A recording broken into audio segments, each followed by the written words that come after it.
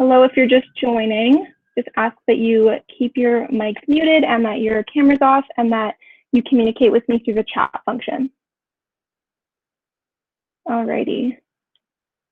Okay, so I'm going to start with talking about my story and my entry into medical school.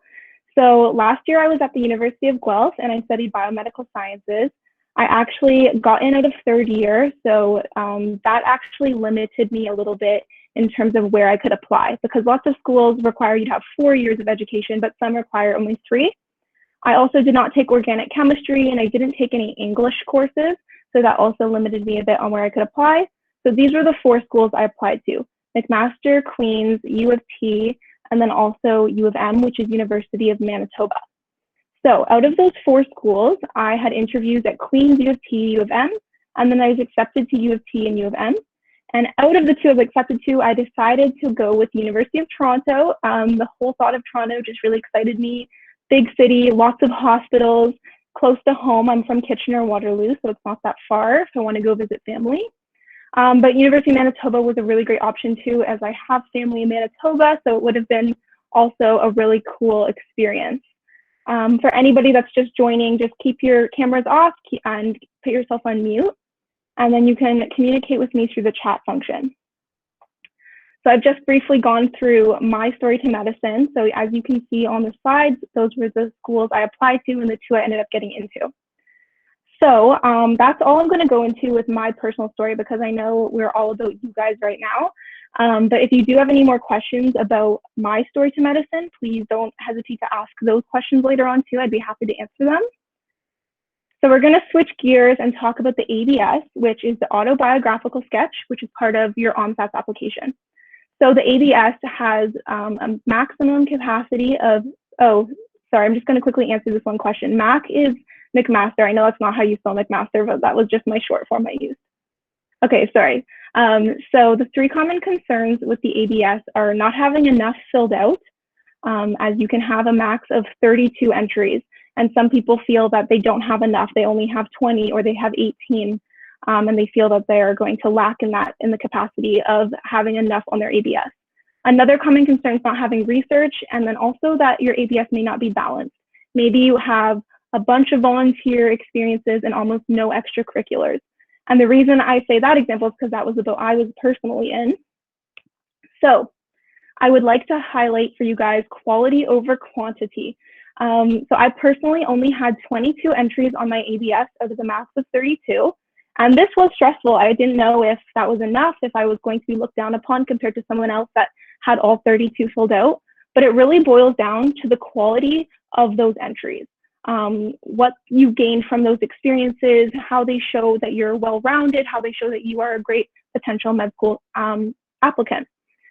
Also, if you're on the other hand of that and you have 32 entries, or you have even more and you're trying to cut down to 32, I really urge you to look at the quality and really consider, if somebody asks me about this experience, can I talk to them about it and can I tell them why that might either contribute to who I am as a person or make me a good candidate for medical school?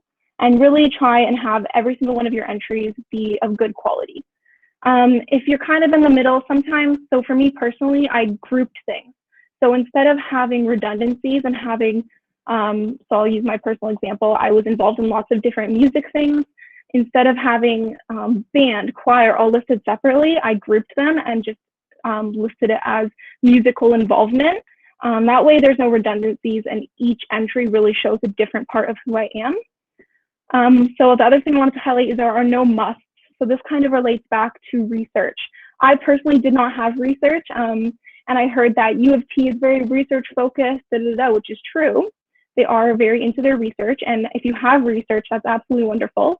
But if you don't have research, don't freak out. You have other things that make you a great candidate, and there are no musts. There's no perfect candidate. You just are who you are, and you have your experiences.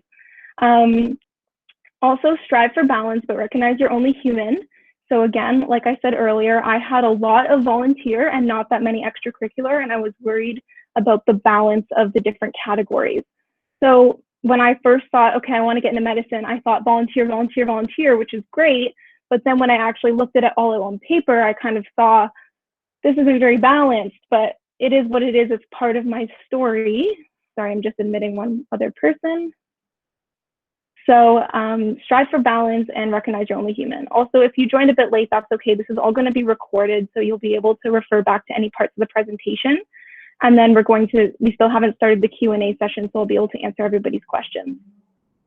Okay, so other tips of the OMSAS ABS section is do not be afraid of the other category. So the other category you can see at the bottom under categories is often overlooked.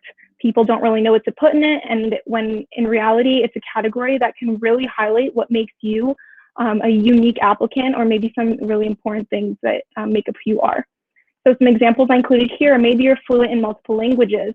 Maybe you had a life-changing moment that really shaped how you view the world or shaped why you want to be a doctor. So these are all great things to include in the other category, and I really encourage you to start kind of reflecting on the things that aren't typical to put on a resume, but make you who you are. And that's something great for the other category. Also, contact your verifiers. So for each entry on the ABS, you'll have a verifier. And what the verifier is they're not going to comment on the quality of your experience or the quality of your volunteerism. They're literally just going to say, yes, Sophie did volunteer here. So basically, OMSAS might contact your verifiers, but they might not contact your verifiers, but you just have to let your verifiers know, hey, heads up, I'm going to be using you on my ABS just in case OMSAS contacts you. But I really encourage you to do that ASAP, because you can think about it. If you have 32 things filled out on your ABS, that's 32 verifiers, and that's a lot of people to be in contact with and to let them know. So try and get on that as soon as you can, at least with the pieces of your ABS that you already have put together. Okay, so I'm going to go through an example entry with you guys, because it can be really intimidating to have this amazing experience and have to sum it up in 150 characters. That is very difficult to do. So the example that I'm going to be using with you guys is peer writer at the University of Guelph. So when I attended Guelph last year, I did this thing called peer writing, where upper year students would help first year students with their papers. So you can see it in my description tab there. I have listed skeleton plus key organs. So that's kind of the way I like to break it out, and it's also kind of medicine-y, which is fun. The skeleton is the bare bones, what did you do? And then key organs is kind of what brings it to life and what gives the people that will be reading this a vision of what you did, and makes you also can set aside an experience. So I'll show you the example here. Skeleton is I ran consultations with students to improve their writing while teaching structure and grammar techniques. So the organs now I'm going to throw in there are the word collaboratively and the word creatively explaining. I'm just admitting somebody. Okay, so you can see when I add in those couple words, it now reads, ran consultations with students to collaboratively improve their writing while creatively explaining structuring techniques and grammar concepts. So that really paints the picture of what I did. So instead of the people that are reading it thinking, oh, a student came in and Sophie simply wrote their essay for them or edited it for them. No, we worked together. It was collaborative. And also I had to demonstrate some problem solving maybe. Sorry, I'm just admitting somebody. So by saying creatively explaining, it shows that I had to think of new ways to explain things. This can be difficult to do. Try not to overthink this and really just write down the skeleton, what you did, and then maybe think, okay, how can I give this a better visual of what I actually did? Also for the hours, don't overstress this. It's really an estimate, so have some logical sense as to how you got that number. So for example, here I did peer writing for 3 semesters, which was 16 weeks a semester at around 5 hours a week. So that's 240 hours. Sounds good. You don't have to worry about them being nitpicky and going and asking your verifier, did they do exactly this amount of hours? Just do your best to estimate it and don't overstress it. Okay, so another thing that is on the OMSAS application that people stress over is references. So the biggest concern is that you need to have a professional reference, a personal reference, and academic reference. Professional could be your boss, personal might be a soccer coach or a parent of someone you babysat, and academic could be a professor, which is the most common ones used for academic. So I want you to all know this is not a must. You do not need to have each of these categories checked off. I feel the reason, I mean, I don't know exactly. I'm giving you my experience and my perspective as a med student, but at the same time, I am not the people that look at your references. However, I feel that the reason that they have these three categories is that they want you choosing people that can talk about different parts of who you are. So by breaking it up this way, you know, your professional reference, let's say you worked at fast food, might talk about how you were great with customers and you had good communication skills with coworkers. Whereas your academic reference might talk about how you're great at studying and you performed really well. So those are different parts that make up who you are. And if you had a bunch of bosses from different fast food jobs, that's going to all say the same thing about you. So just try and have variety, but don't worry too much about those three categories, as you don't want to overstress that. That's not really the point. The point is to just have people that know different parts of who you are. So I'm also going to say ask in advance and have a backup. So for me personally, I had a reference that 3 days before the references were due backed out. I don't say this to freak anybody out, but I really just encourage everybody to have kind of a backup reference in the back of your mind just in case something like this happens. For me, it was really sudden. She had like a family emergency and hadn't done it yet and then just couldn't put in the time. So asking in advance can help that, but not always prevent it. So having a backup in mind that you can reach out to is great. And I can elaborate that if people have questions on how like the reference actually works on OMSAS. I'm happy to elaborate on that in the Q&A.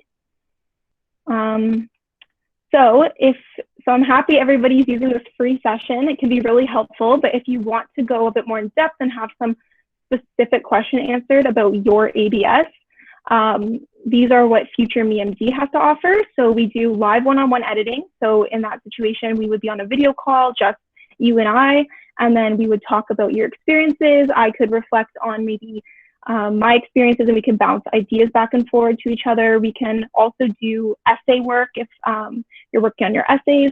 Pretty much whatever you want the session to be about, we can make happen. And then you can also have the option for a thorough application review, in which case there's no verbal communication between you and I. You would just submit your application or your ABS. I would look it over on my own time. And then I would give my feedback and send it back to you. And that way, like, I can do it on my own time and you don't have to necessarily put away the hour when it works with both of us to have a conversation. So both are great. I encourage you to just check out the website at least just to see if it's something you're interested in. I'm going to go to the next slide here. I just saw somebody ask a question, but I'm going to answer that in the Q&A. So I'll answer your question. So before we go to the Q&A, this is just the last thing. These are two things I really want to just highlight from my personal experience. So Casper, if you're not aware of Casper, it's a test that not all medical schools use. For me, McMaster used it and University of Manitoba used it. So what it is they give you ethical situations and you have to answer questions on it through the computer. So it's all typing. And that usually happens in October, I'm pretty sure. You'd have to sign up for it. I'm just highlighting that you do not throw it aside because I made this mistake. I wrote my MCAT and I was so done with prepping. I was like, okay, no more big tests. I didn't really prep for the Casper and I definitely felt after the Casper that I didn't perform very well. You never actually see your score, but I just personally felt like it didn't go great compared to other things that I prepared for. So just don't toss it aside. There's lots of resources out there to help you. You can do lots of independent preparation, but just don't overlook it.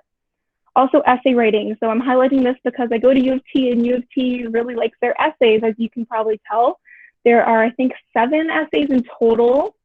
There's 4 essay prompts, but then you have to highlight 3 experiences on your ABS and write a little mini essay. They're small, but there are 7 of them, which is a lot because some schools don't use any essays. So spread this out because with time, you can probably come up with deeper and more meaningful examples to use. And so doing it last minute might kind of lead to some surface level responses. Also, don't be afraid to start over. I started over my essays multiple times because I thought of better ideas and better examples to use. And it really is a process to shape the essay that you want to submit and have somebody read over as your medical school application essay. Okay, so I'm gonna switch it over to Q&A. So we're gonna do this through the chat function. I'm just going to, yeah, so please ask any questions that you have. We have like lots of time. We have until 7. We don't have to be here until 7. If you don't have questions anymore, you're welcome to leave. So I'm gonna just, okay, they're all popping up. I'm just gonna wait for them to generate and then I'm gonna answer them.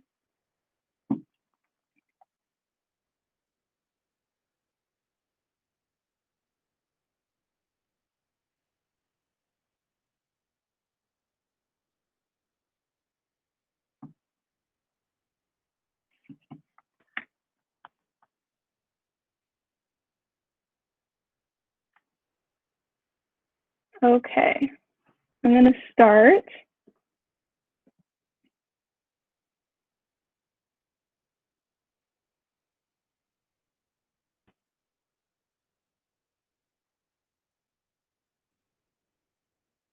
Okay, so the first question was on the price for the editing system.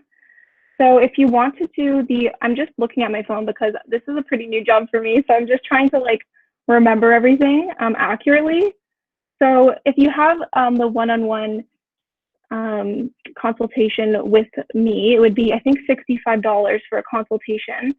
And then if you want your application reviewed, it depends on how many ABS entries you want marked. So you don't have to submit your entire ABS. You can instead just submit a couple entries. And I think the pricing is per entry. I'm just checking. Okay, I can't find it right now, but I don't want to like overlook into that because it's on the website. So if you go to the website, they'll have all the details on cost. But whether that's something you're into or not, like I honestly commend all of you for using this free session right now because this is a really great opportunity. Okay, so how would I differentiate volunteer from extracurricular?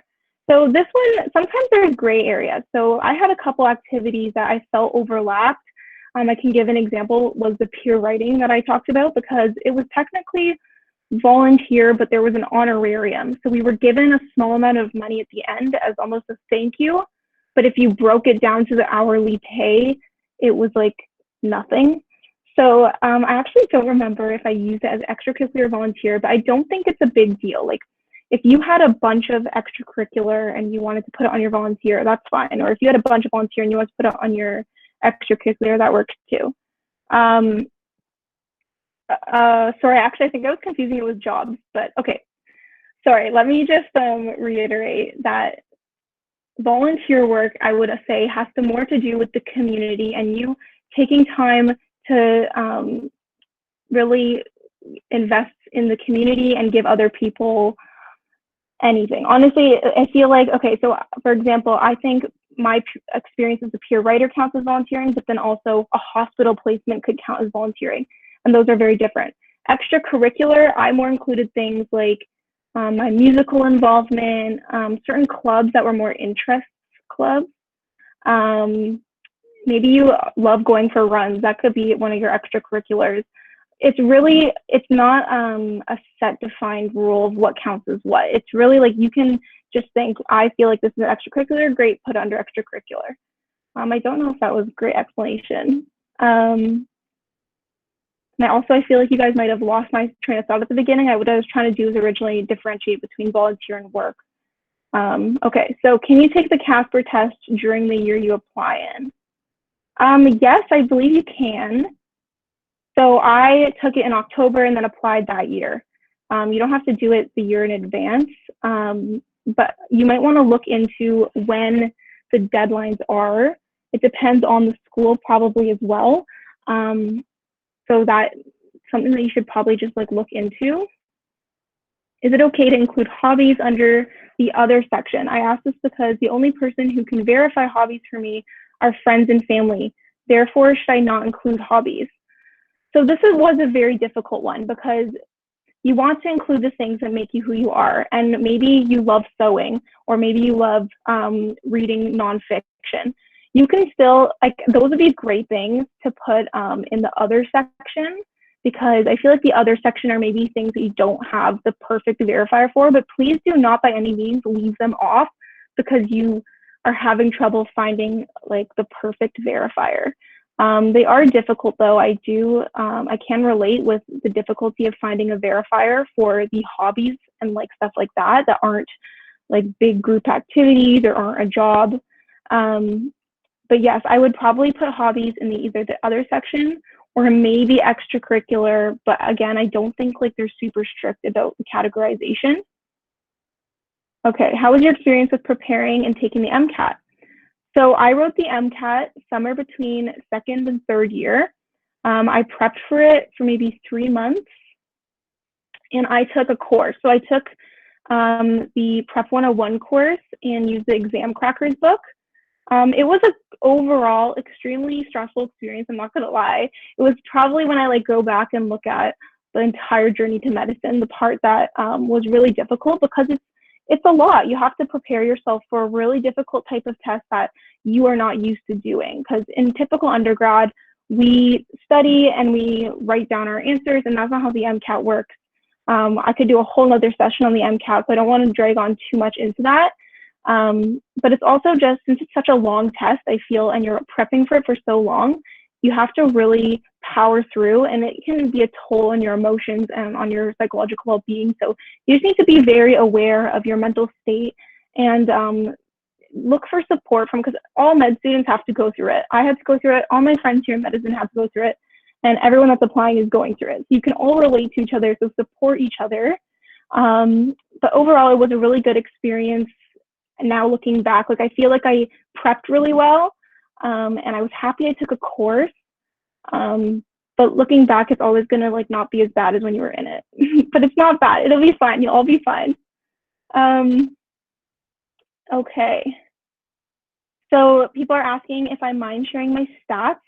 I personally don't mind sharing my stats. So my GPA for U of T, because U of T is a bit different. If you did a full course load, they can drop, I just believe it's your 6 worst courses, which makes a huge difference because my first year courses were my lowest. I did not great in first year.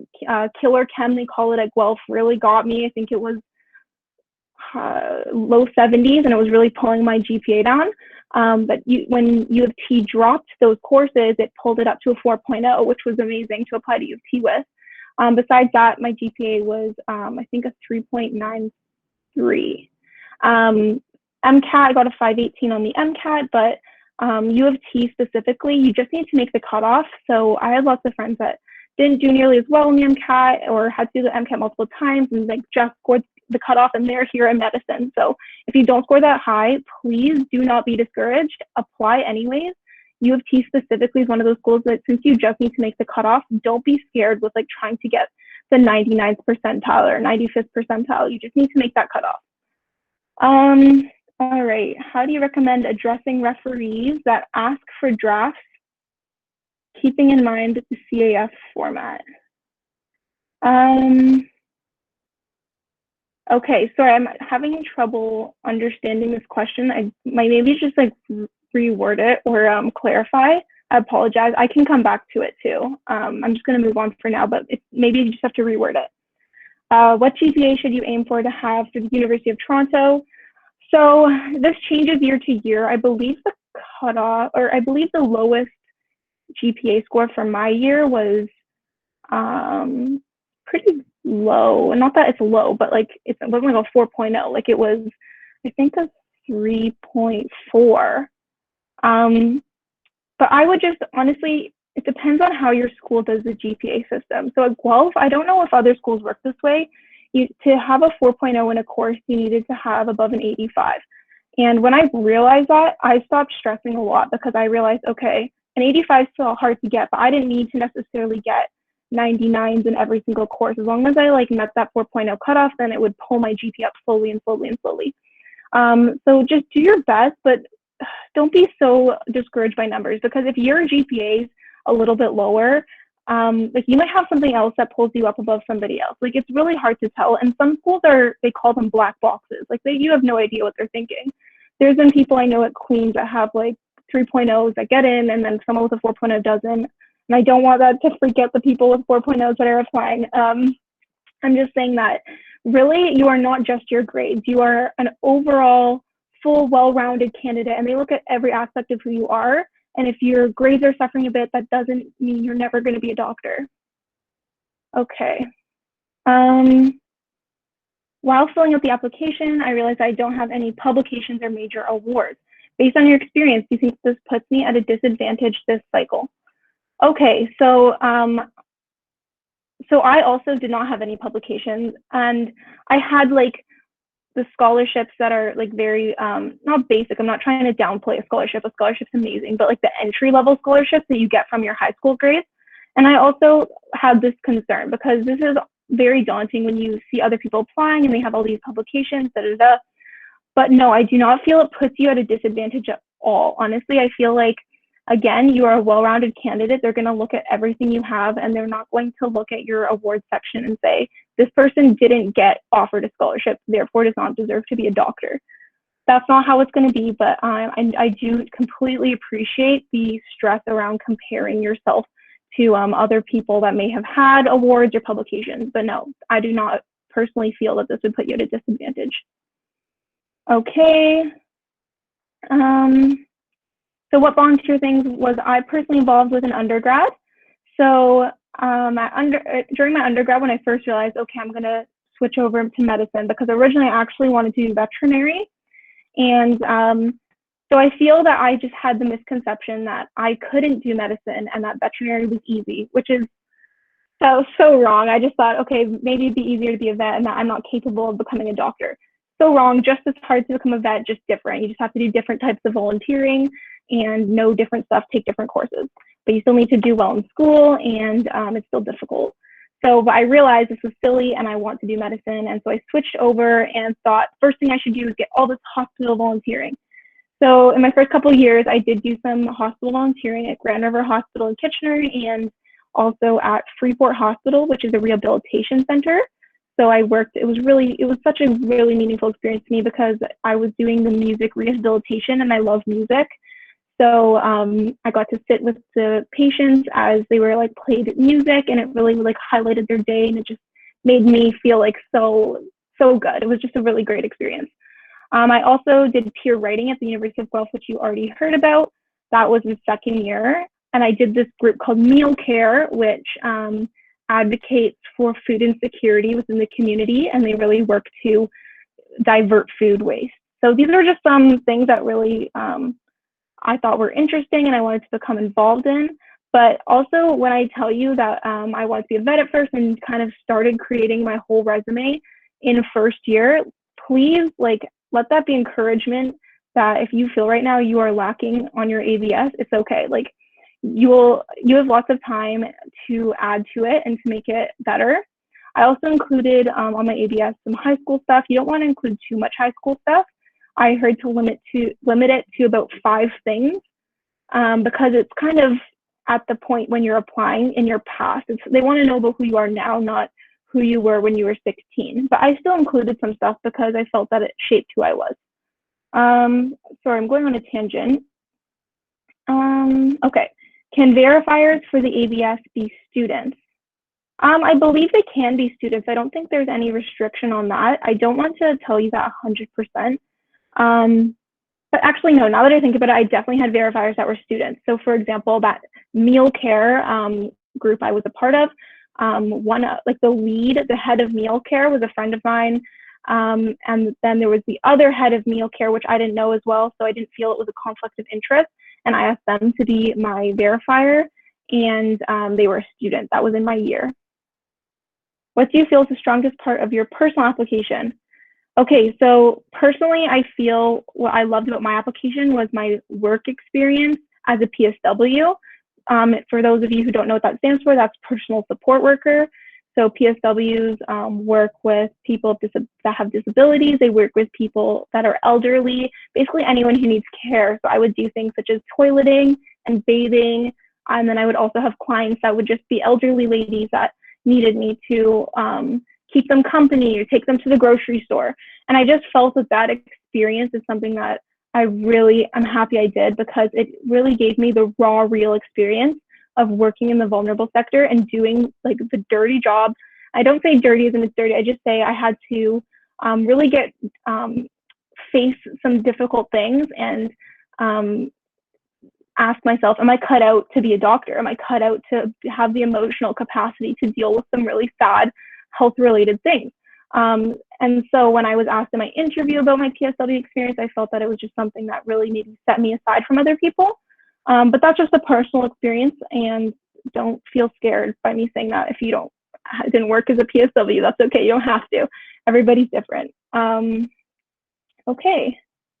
Is it required to stay in school for 3 consecutive years? I see what this question is asking. So for the schools that require 3 years of education versus 4, do they have to be consecutive? I feel like this might depend on the school. I'm going to guess no, because if you took a year off and went back to school, you still completed 3 years of education.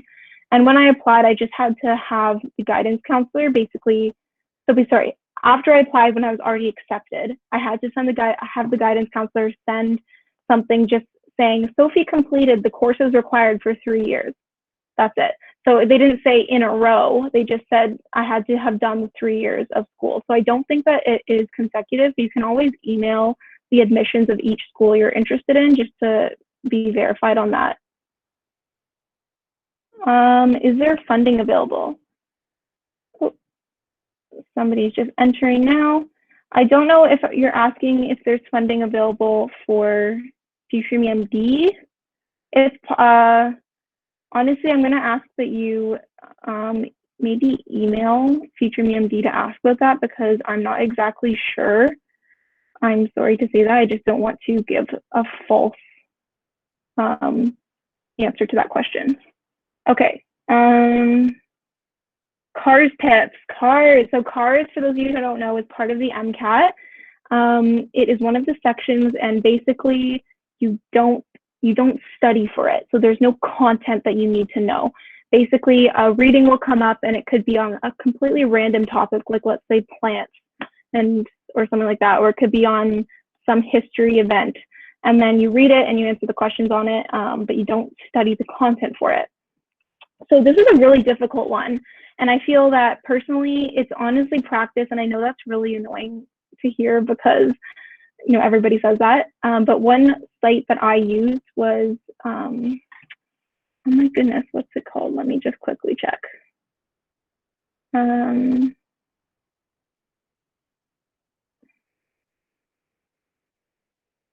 Anyways, I'm going to try and find it. But there's basically, there's lots of different online supports.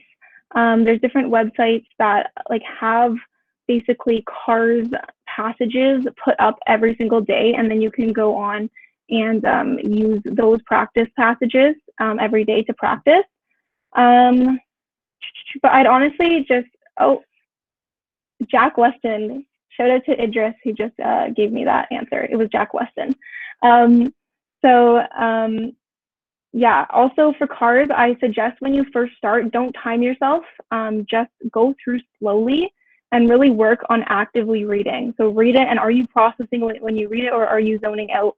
And then slowly you'll be a better active reader, and then you can speed up your times a bit later once you're more comfortable with it. Okay, I volunteered in a lab one summer. Can this experience go under research section? I believe it can, yes. If you have any research experience, I believe that doesn't mean you have to have a publication. You can have had practice doing certain research things. So actually this past summer, I did do research, but this was after I already got into medicine, so I didn't include it on my application. But I didn't publish anything. I just worked with a team, and we did some cool studies, and I also did some literature reviews, which in my opinion aren't the most fun thing to do in the world, but it's still some great skill that you can highlight. And so I would definitely include that on your ABS under research. Why did I apply to Manitoba? So Manitoba, I didn't know exactly which out of province schools to apply to, because I applied to all the Ontario schools I could.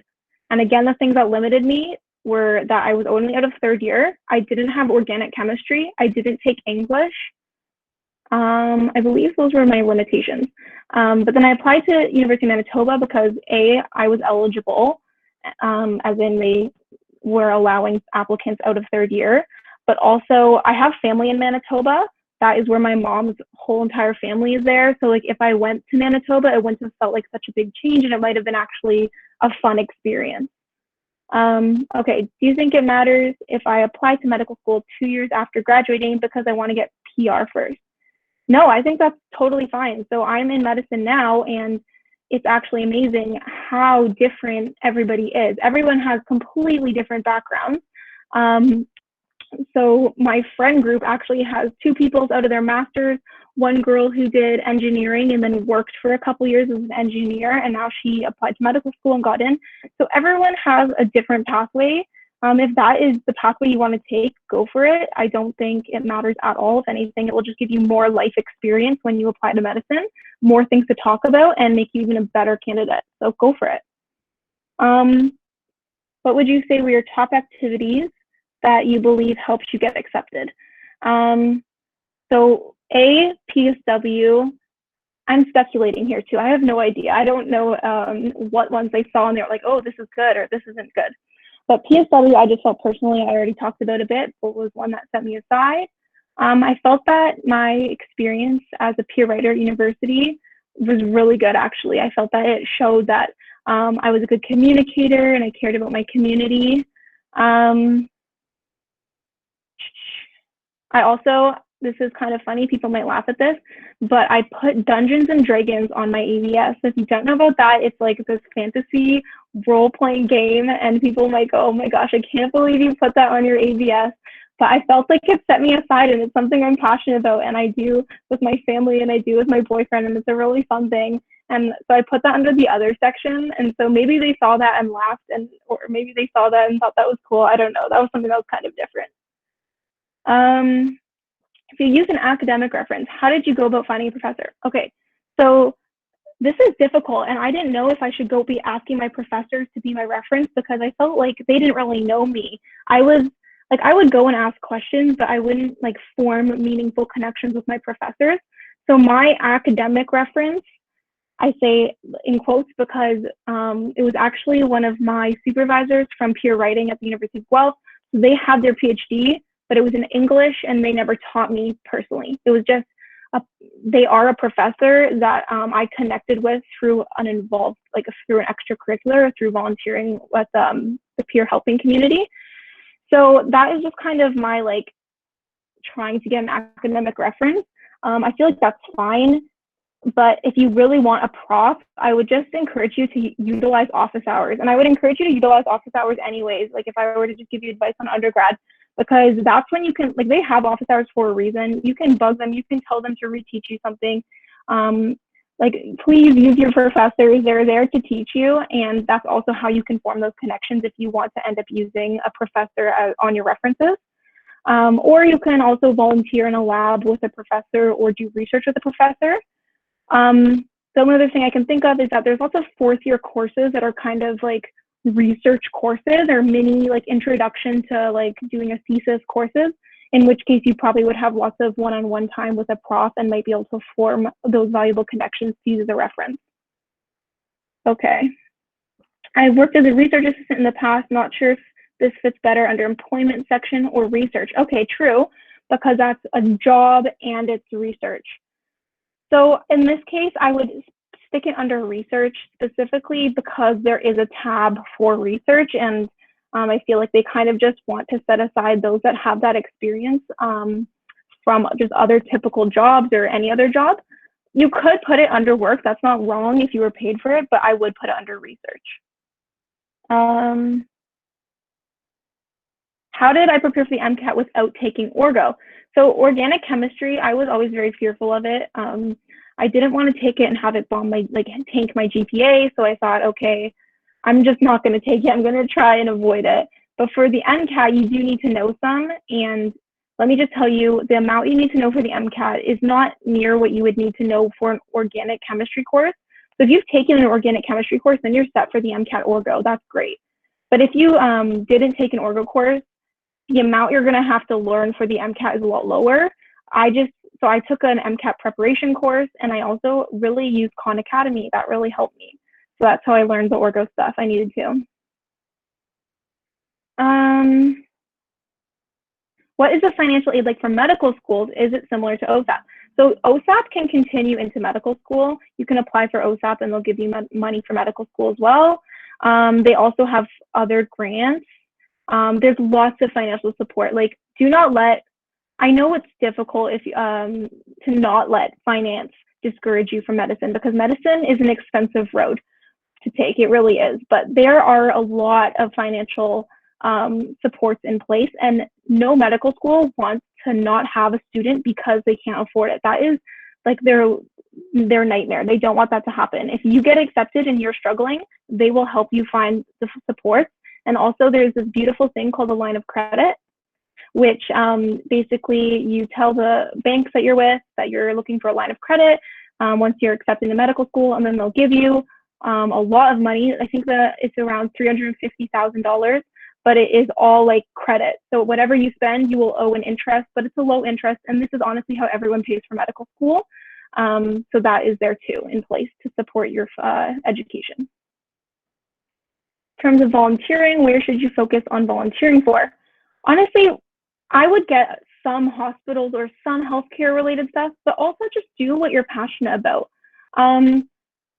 Don't be too worried about what they want to see. Like, if you are super passionate about animals, even though you want to go, not like me where I want to be a vet, but just like you love animals, you love cats. I love cats. I actually have 3 cats. And I had on my ABS Humane Society. That's fine. I know that isn't really necessarily directly related to medicine, but it still shows who you are, and it shows that you put time into the community and that you have interests that are outside of just studying, because that's really what they want to see. They want to see, what have you done besides study? So yeah, focus on your interests. There's nowhere you can go wrong. You can't volunteer and then look at it and say that was a bad choice.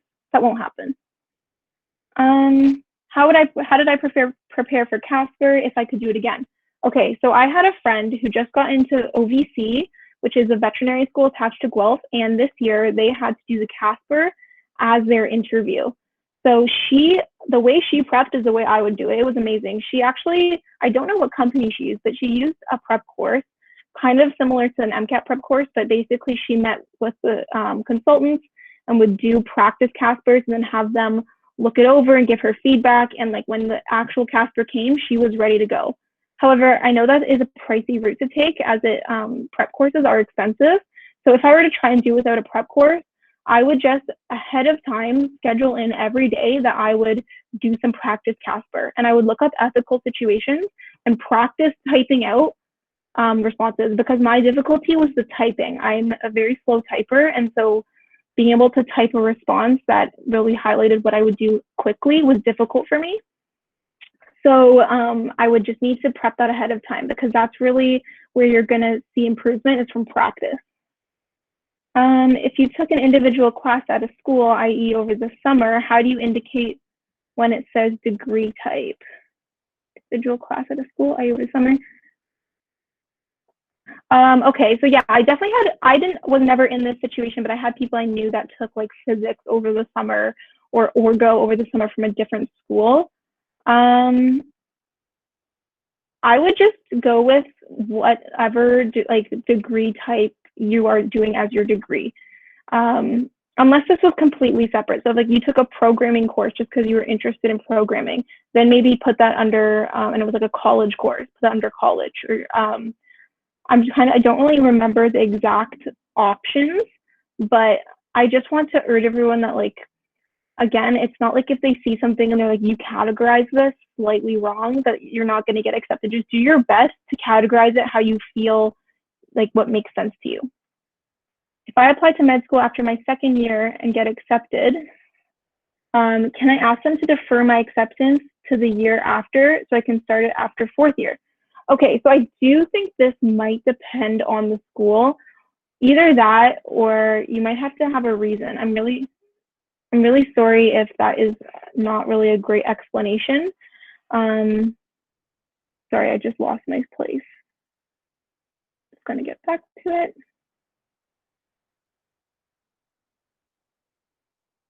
Okay, but I would think that you can. I'm so sorry. I don't want to say yes, absolutely. I feel like the best thing you can do is email admissions of the school you're applying to and ask. I did this a lot actually. So for U of T, they have prerequisite courses, and I wasn't sure how my psychology courses, if they like counted as life science or they counted as the social science. So I emailed the MD, MD admissions, U of T MD admissions, and asked them, and they got back to me, and that was really helpful. So email them, they'll answer, and then you'll know for sure. Can you include course-based research in the ABS? Yes, I absolutely believe you can. There's nothing wrong with that.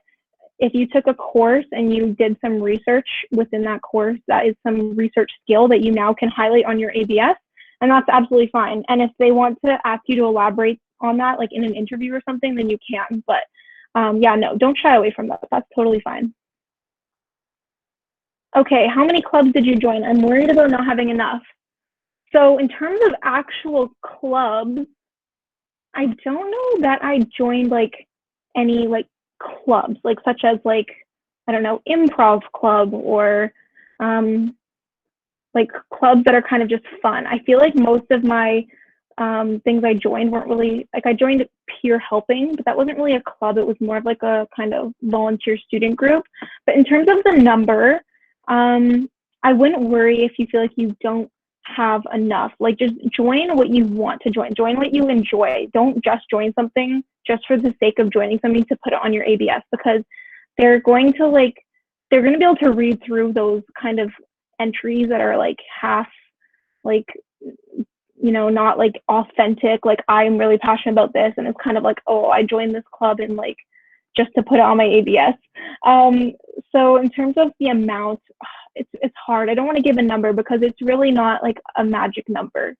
I personally didn't have that many under extracurriculars, so I don't know if I'm like the best person to go off of, but at the same time I got into UofT. So if you don't have that many, don't worry, just join what you're passionate about. And you can like always, if you're not really that into clubs, like I wasn't, I joined other things that I was interested in instead.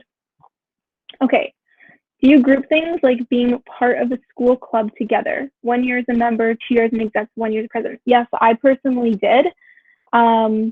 So again, I really wanted to avoid redundancies with my application. I didn't want like 4 different things to basically be the same.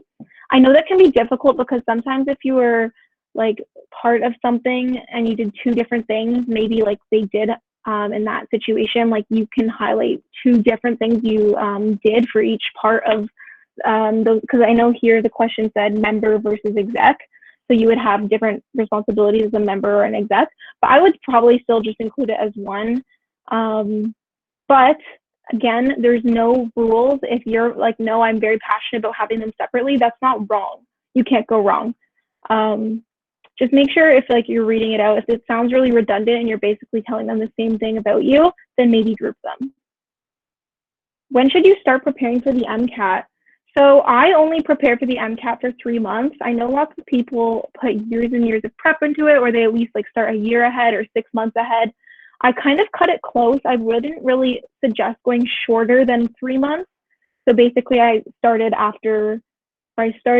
it June, July, August, or May, June, July, August, and I had my MCAT mid-August, so it was about 3 months total. I feel like that is an adequate amount of time, but I wouldn't really suggest going shorter than that. I also, if I were to go back and do it again, I'd probably start earlier for the car section, just because I found that section difficult and probably would have benefited from a little more time specifically focused on that section. Okay. How would you go about a situation where you have multiple positions within the same organization? Okay, so I kind of answered that before. It really depends, but I'd probably lump them into one. For example, here, this is a good example. I worked at a retirement home for 4 years, and I did 3 different positions. I served food, I was a receptionist, and I also did housekeeping. So those are like 3 very different things, and I kind of had different involvement and experience with the residents of that retirement home in those 3 positions, but I still just lumped it into one experience. So that's what I personally did, but if you are really passionate about having them separately because you feel that they really highlight different parts of who you are, then keep them separate. So I'm doing a 3-year program at McGill, and I was wondering how problematic it was, as you mentioned. So in terms of doing a 3-year program, I wouldn't be worried. Like, I know some of the schools require 4, but not all of them do. And that's okay because you only need one. You only need that one that's going to accept you. And there is a good amount that take you out of third. So you could see that I applied to McMaster, Queen's, UofT, University of Manitoba, but there was more I could have if I had taken organic chemistry, such as Ottawa. I think I also would have been able to apply to UBC if I had taken English. So you don't need to do 4 years. Don't let that discourage you. Your 3-year program is completely fine. Just apply to the schools that will require the 3 years and you're good to go. Do you need to shadow doctors? If you want to, then how can I do it in Canada? Okay, so I never shadowed doctors personally. And I feel that I was kind of steered away from doing that. Not that it's a bad thing to include on your ABS, but really in that situation, you're like kind of observing and you're watching what you can watch, which is very limited because, I mean, I don't know the rules, but with client confidentiality, they probably don't just let students sit in on patient appointments. They might, like, I'm not really sure because I didn't personally do it. But I was kind of steered away from that, and you don't need that because by watching a doctor, that's not demonstrating to them that you're going to make a good doctor.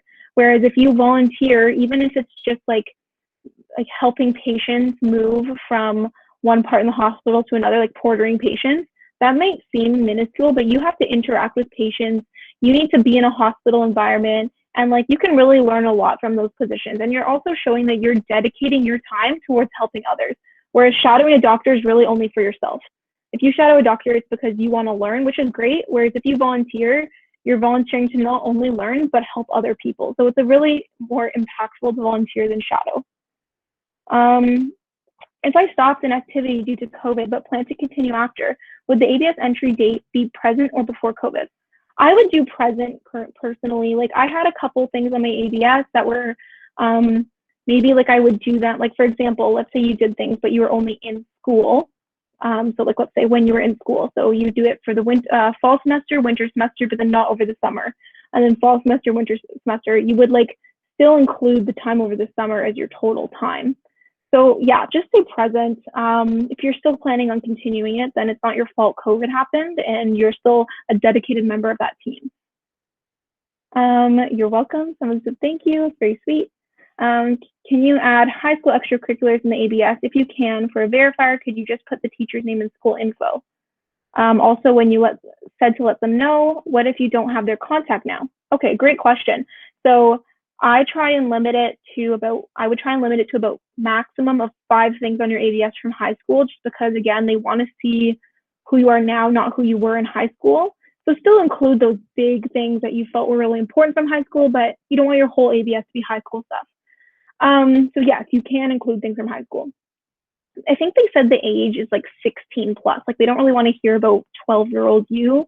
They want to hear about the more recent you. However, I personally did, like I started playing piano at the age of 7.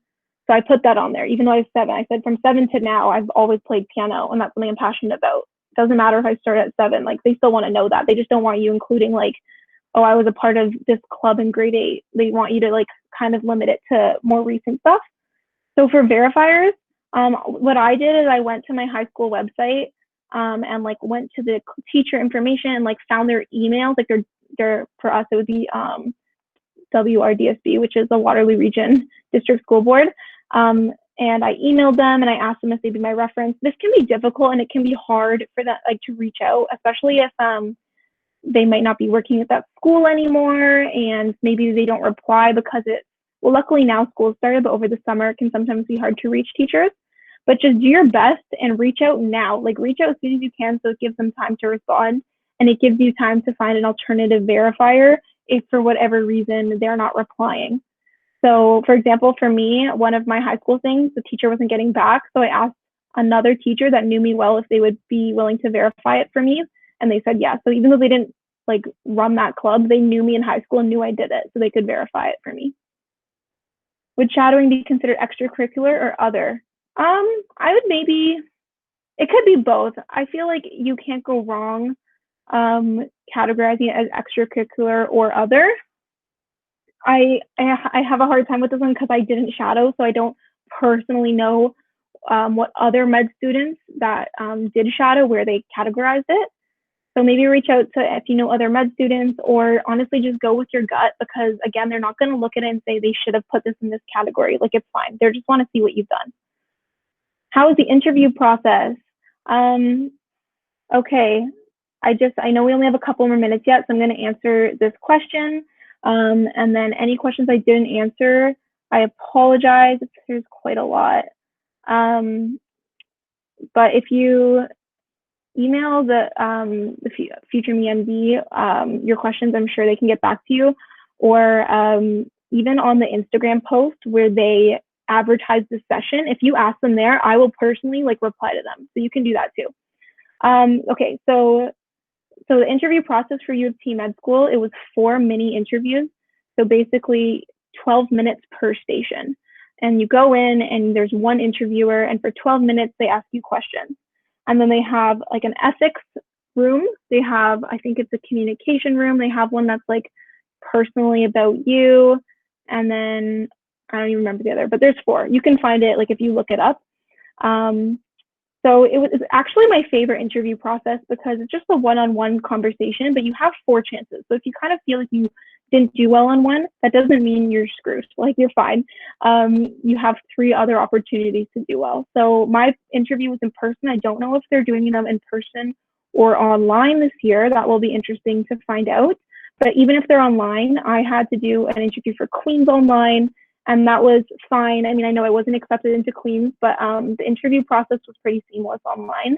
They've managed to figure that out. So don't be stressed if interviews end up being online. I might do one more just because we have a minute. If I started volunteer, then worked at the same place, is it 1 or 2 entries? Ooh, that's an interesting question. I would put it as 2, honestly. I think that if you worked there and you volunteered there, that's 2 separate things. One's for money and one's because you just enjoyed it and you wanted to simply volunteer time. So I would do that as 2 entries. Unless you feel it's really redundant, then just pick one, and you can mention in the description that you volunteered there as well if you put it under work. Okay, so I'm going to cut it off there. Thank you all so much for coming. I think this is amazing that you took advantage of this opportunity, and I really hope that if I didn't answer your specific question, that I still help decrease your stress and honestly make everyone a little more confident with their applications. You're going to be fine. You're going to do great, and I'm really excited for all of you. So thank you so much. Feel free to, again, on that on the Future Me MD post where they talked about the session, if you have more questions, put them there and I'll answer them. Thank you so much, everyone. Bye.